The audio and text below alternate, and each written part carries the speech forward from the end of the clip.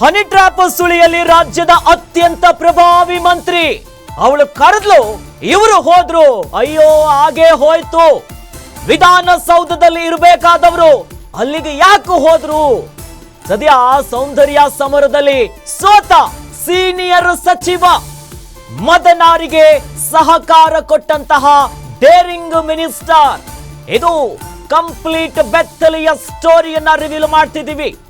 ರಾಜ್ಯ ರಾಜಕೀಯದಲ್ಲಿ ಜಾರಿ ಬಿದ್ದಿದ್ದಾರೆ ಆ ಮಂತ್ರಿ. ಹನಿ ಟ್ರ್ಯಾಪ್ ಸುಳಿಯಲ್ಲಿ ರಾಜ್ಯದ ಅತ್ಯಂತ ಪ್ರಭಾವಿ. ಹಾಗಾದ್ರೆ ಆ ಮಿನಿಸ್ಟರ್ ಯಾರು ಗೊತ್ತೇನು? ಒಂದು ಗಾದೆ ಇದೆ, ಮಳ್ಳಿ ಮಳ್ಳಿ ಮಂಚಕ್ಕೆಷ್ಟು ಕಾಲು ಅಂತ. ಆದ್ರೆ ಇಲ್ಲ, ಹಂಗಲ್ಲ. ಮಂತ್ರಿ ಮಂತ್ರಿ ಮಂತ್ರಿ ಮಂಚಕ್ಕೆ ಎಷ್ಟು ಕಾಲನ್ನುವಂತಹ ಪ್ರಶ್ನೆ ಉದ್ಭವ ಆಗ್ತಿದೆ.